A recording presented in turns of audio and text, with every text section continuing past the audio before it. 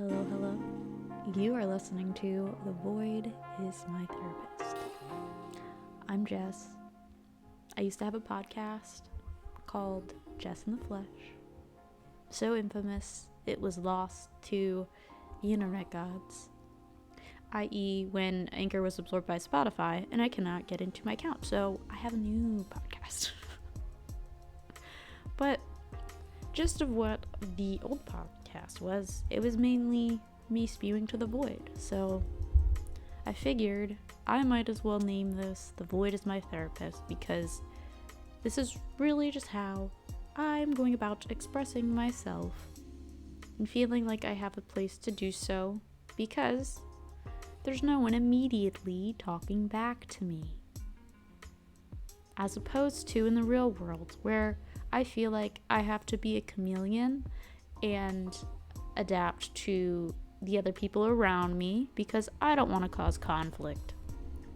So, diving into personal issues, let's begin. So I guess I'll start with how I'm feeling, what my life's like, all that stuff. So I moved to South Carolina from New Jersey in January of this year. So it's been quite some time. I haven't made any friends here, except for my roommate who is my friend. But no one who really gets me. And I also work from home, so it's not like I'm meeting people in the workplace.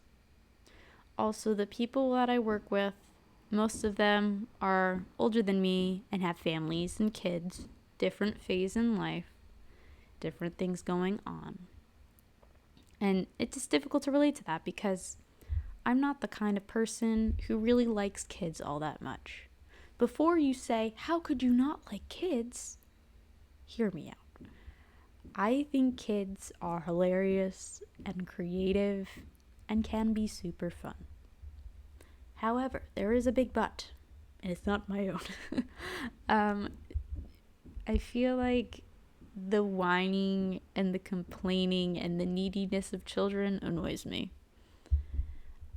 I like animals, I like having pets because they don't really whine or bitch or complain. If the dog's barking, I can put on headphones and just wait till it's over. If a child's crying, you have to address it.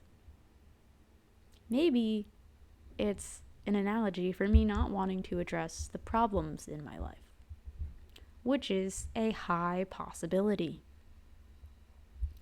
But despite that, like I was saying, I don't really have any friends here besides my roommate. My roommate was my college roommate and is now my roommate outside of that environment. But in between, of course, I was at home with my parents for a couple years, trying to figure out my life. Still haven't figured that out. I took a corporate job, and I'm going to be honest with you, corporate America, I never thought of as being something I wanted to do, and was never really what I would call my vibe. Particularly, I don't really morally align with corporations taking all of our time and not paying people what they're worth.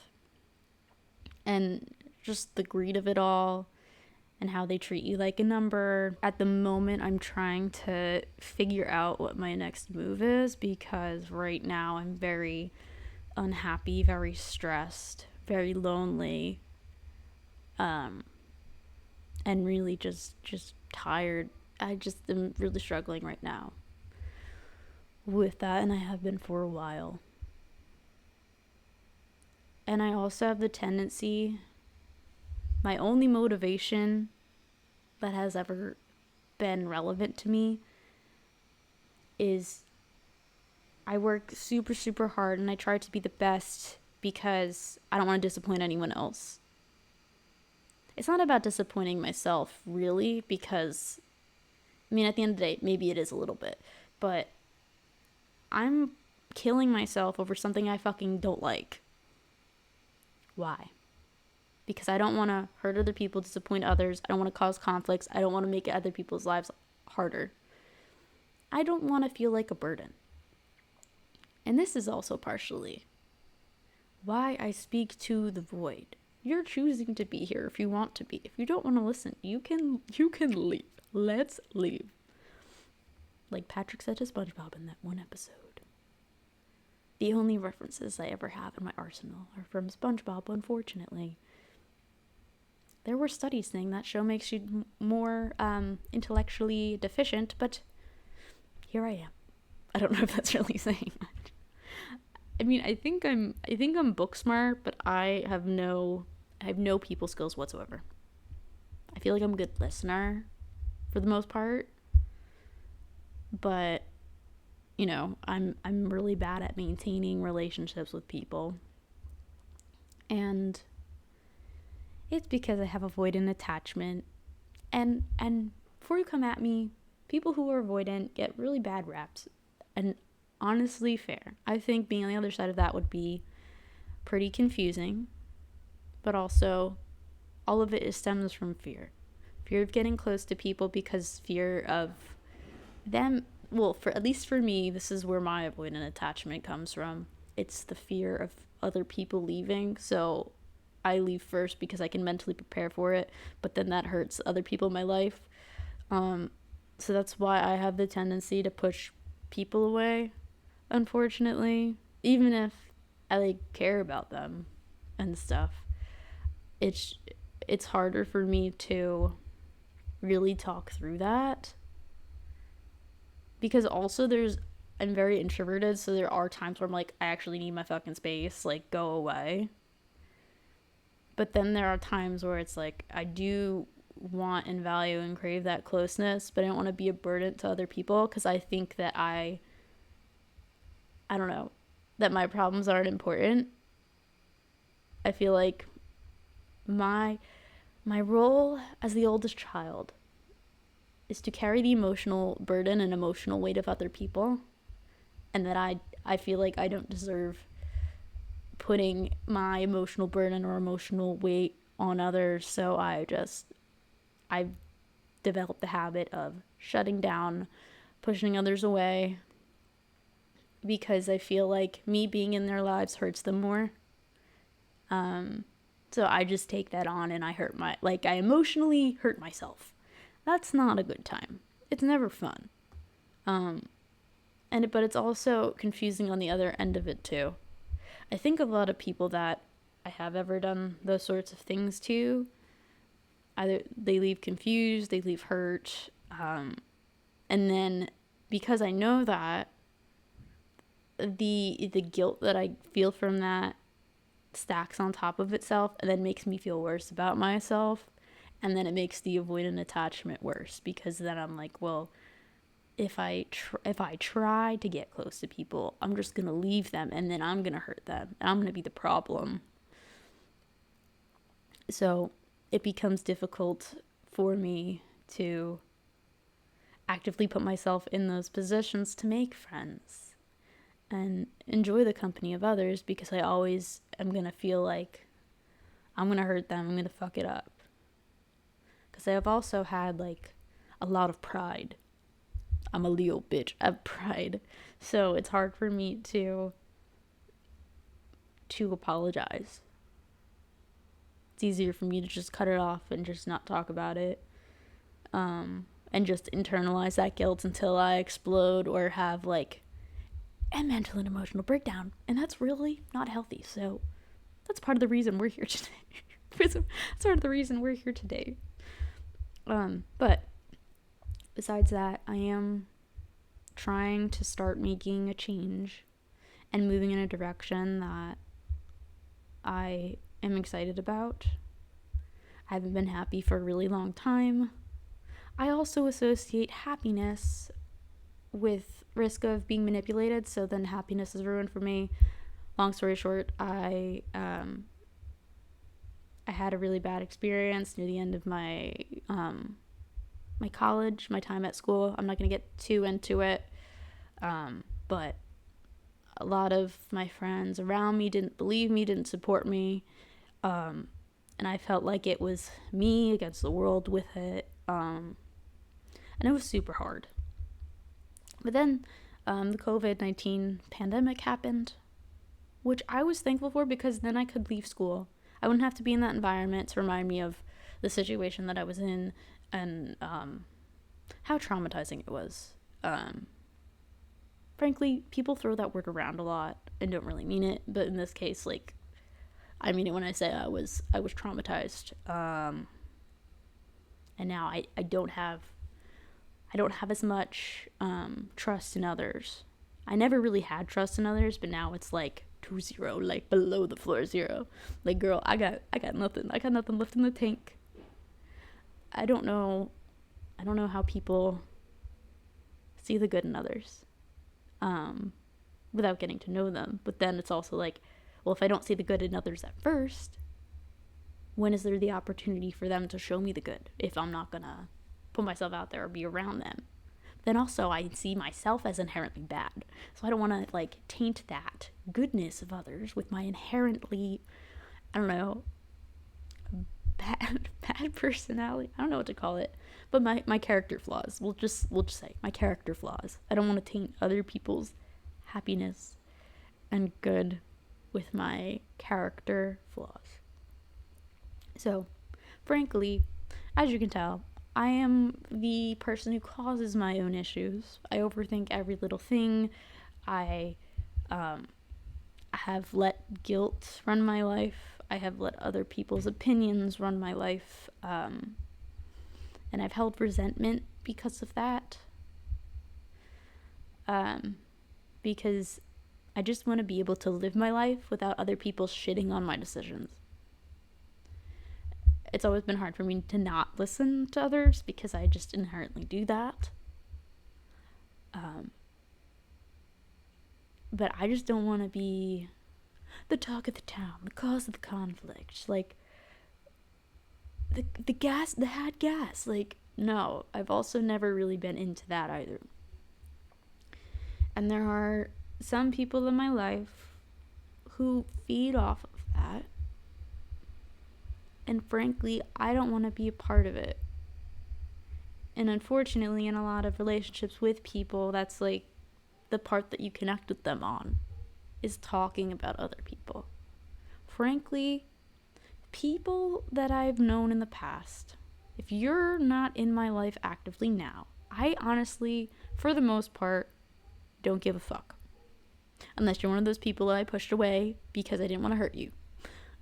Everyone else, I don't give a fuck. You don't give a fuck about me. I don't give a fuck about you. And if you gave a fuck about me, like, that's kind of weird. But frankly, I mean, I don't know. It's just like I'm stuck in a loop of not finding worth in myself, seeing all my bad qualities, not wanting to expose others to that. So I take myself out of the equation because I think that's better for everyone. Even though it hurts them in the moment, I internalize the guilt. Most of them probably have moved through that pain and are over it, whereas I hold on to that guilt for years and years and years in my life, and then despise myself. And then because I'm avoidant, sometimes there are situations where there's a battle between my head and my heart and what I'm feeling, and it's hard for me to vocalize my feelings, so I really don't know what I'm feeling because I try to intellectualize everything, and then I say or do something and then I retreat. It's the opposite of what my heart kind of overthrew for a second, or overthrew my brain, but my mind has always been forefront of my feelings, I guess. But I do feel guilty a lot of the time. I have a lot of guilt. I have a lot of internalized issues that I haven't fully allowed myself to process. And I feel like because growing up, I have always took on the responsibility of being everyone else's emotional regulator. I feel like I have no one to emotionally support me, and it's hard. Not gonna lie, it's fucking hard. Because, like, you're carrying the weight of everyone else. So how can I carry myself too? Difficult.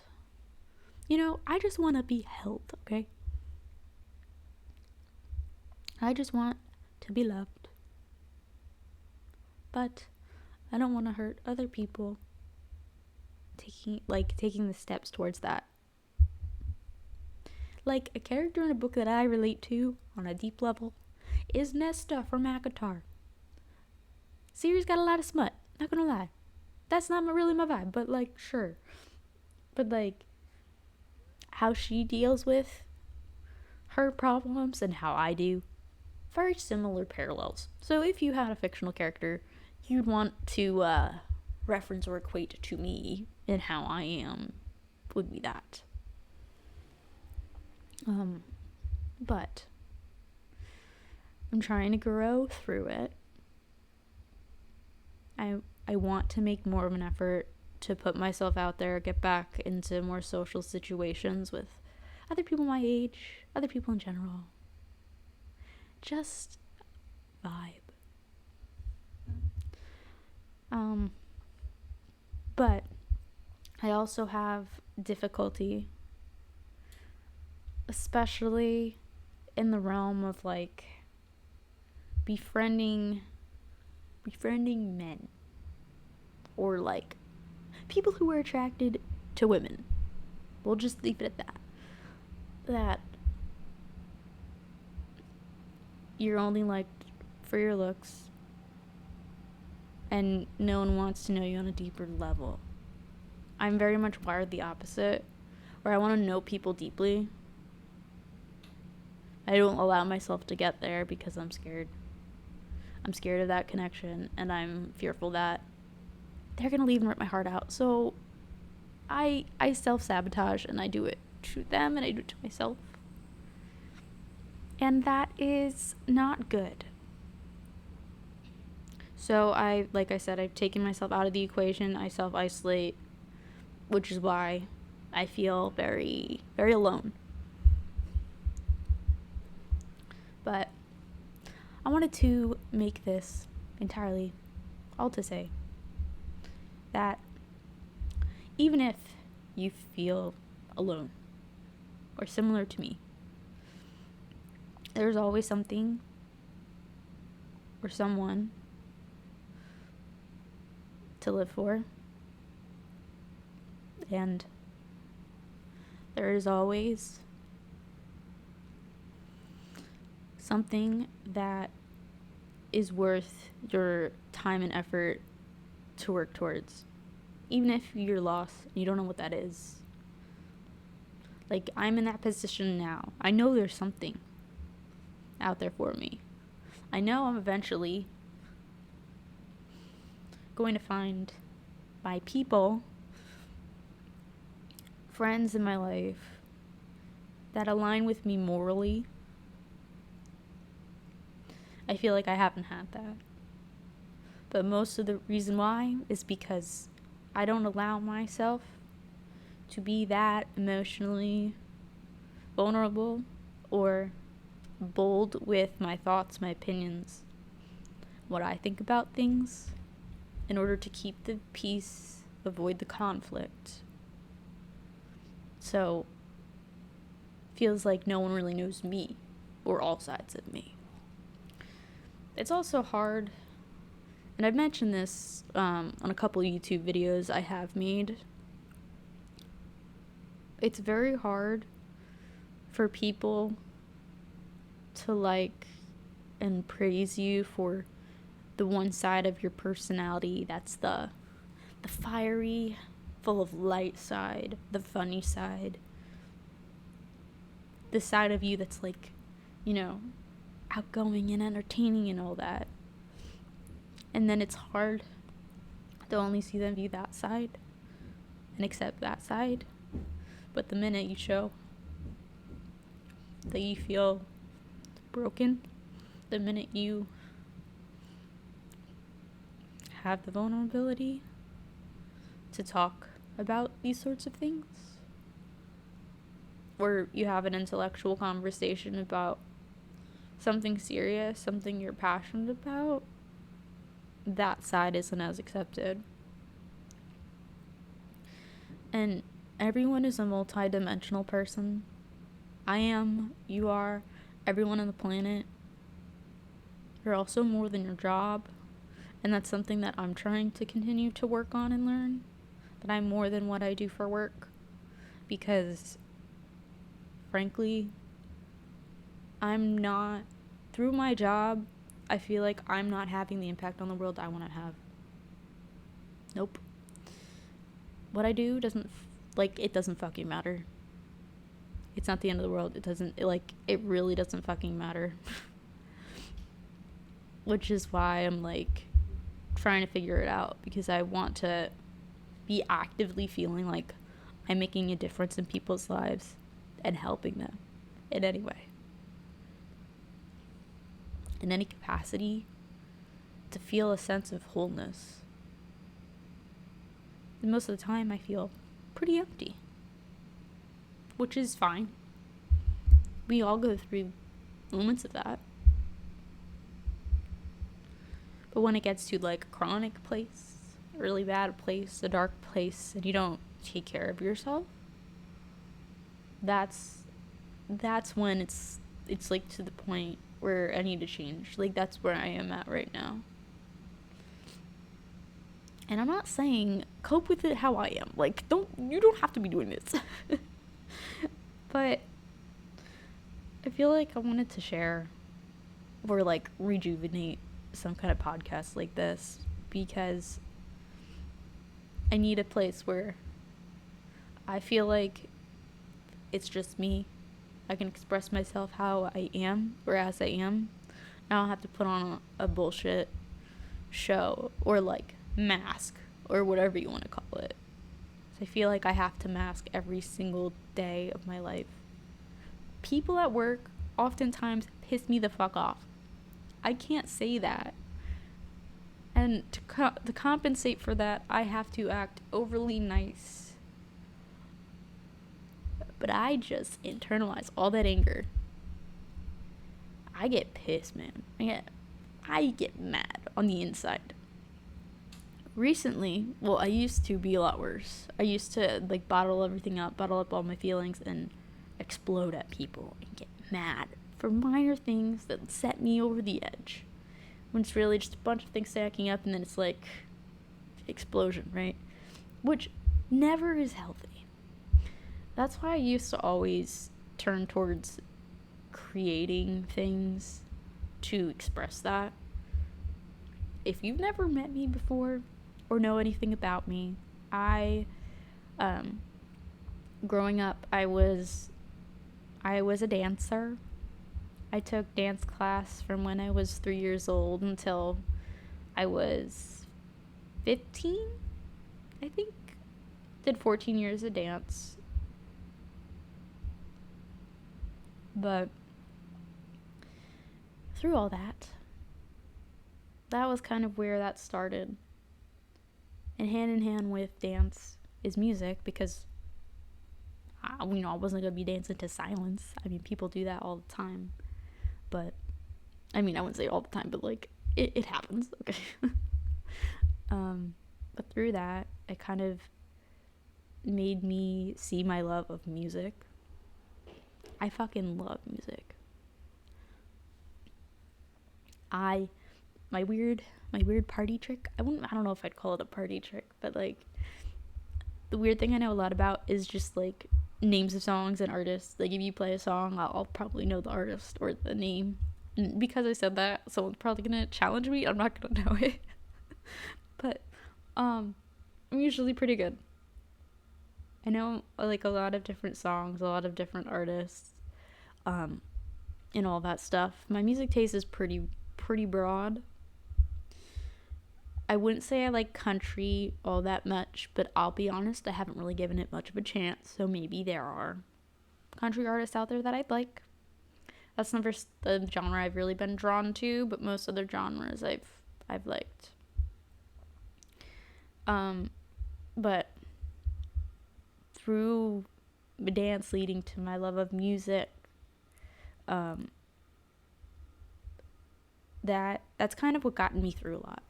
Like, listening to songs that made me feel like I was understood. Like, even if there were times where I didn't have friends, I'd have music. Music was my friend. Which is helpful in a coping way, but also really fucking sad sometimes. But a lot of the times these artists would be able to express what I was feeling better than I could express it myself. So I wrote like one song when I was a wee child. It's called Personality. And it was all about being yourself and embracing your own personality and all that. And you know what I did? I didn't do that. I was being a hypocrite. But that made me like writing.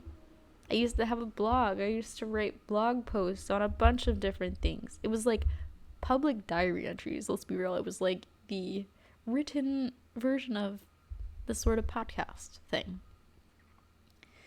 Which then led me to doing YouTube. I made my first YouTube video when I was in middle school. So I could not tell you. I have no concept of time. I couldn't tell you what year that was. Math isn't mathing in my head, but many of moons ago, when I was probably like 12 years old, I made my first YouTube video. And that was something I really enjoyed. Because it was a form of that self-expression. A way to like cope with feeling misunderstood, feeling lonely, not fitting in with people, feeling like an outcast. Which even when I was like in groups of people, I've always felt like that.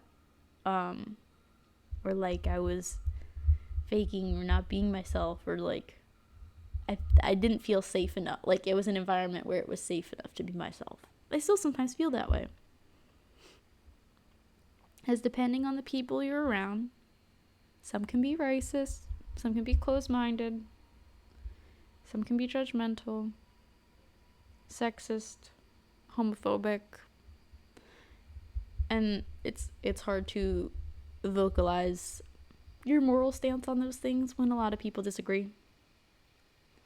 So you probably have an idea of the way I sway on that, but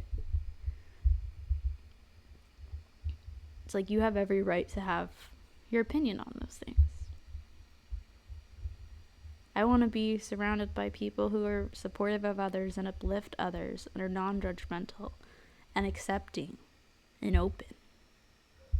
Those are the kind of people I want to surround myself with. But how can I find those people if I'm not open myself? It's a conundrum. I know, such a conundrum. Woe is me, right? Woe is me. But anyway, back to the creating thing. So I made YouTube videos on and off for years and years and years. You don't always have to create for numbers or for validation or to blow up. When I was younger, I felt like I needed to I put more focus on that aspect of it as opposed to how healing it was for me.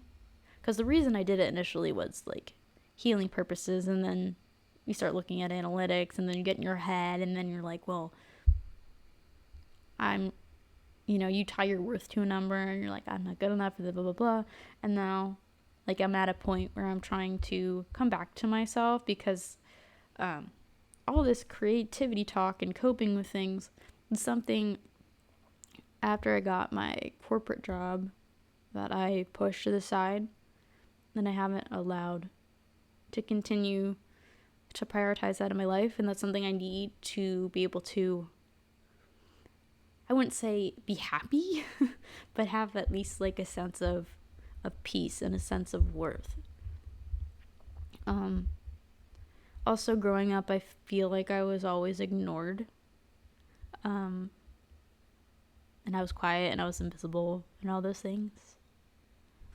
But I also didn't like allow myself to be visible. Most of the time, I wasn't like extroverted or making friends or fully expressing myself in like a social setting, because my focus was just like, I need to get through the day. Point A to point B, I just need to get through the day. And that's what it was like every day. And like that has come back in recent months, this recent year, in a similar capacity, and that hasn't happened since I was in high school. So like, let's say 2013, okay? Many of moons ago. But also, I think because of that, I didn't feel a sense of self-worth.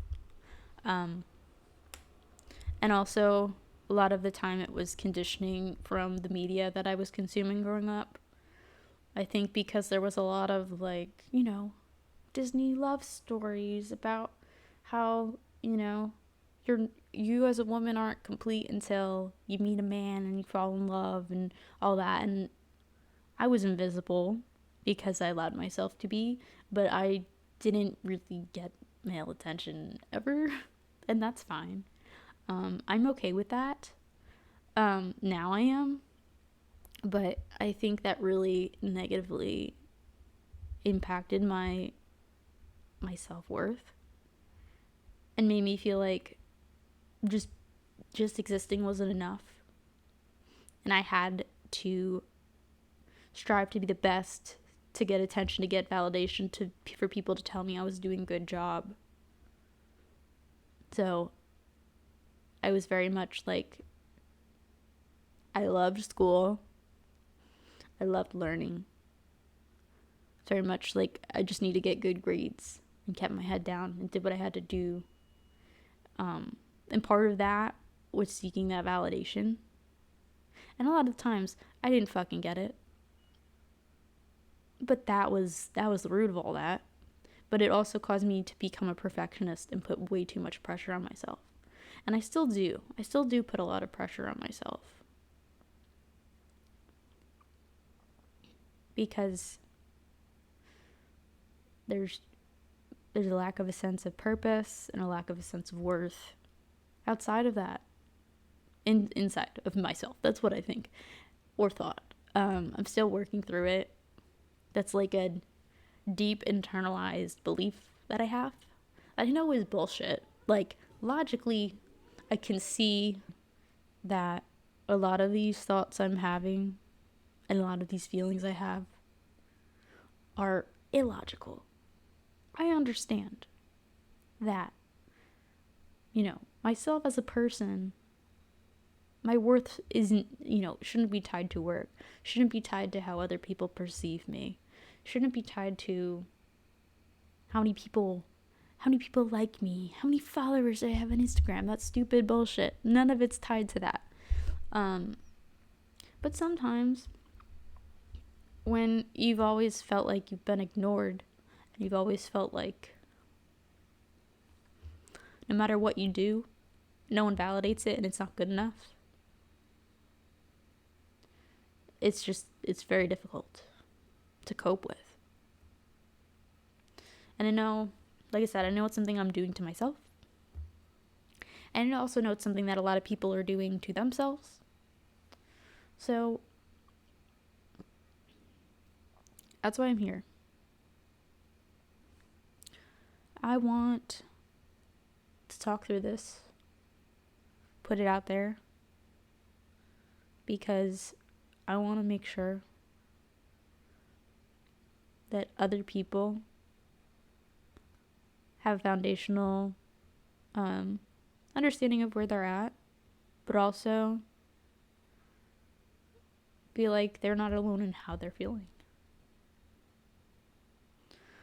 Because I grew up feeling that way a lot of the time.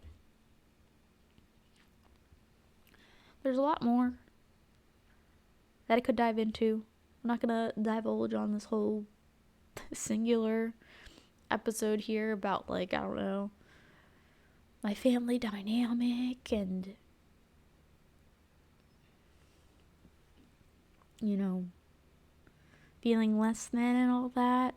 I don't want to make this about me, like, throwing a pity party, like, woe is me, because the thing is, I don't need other people to feel sorry for me, because I'm just doing this bullshit to myself.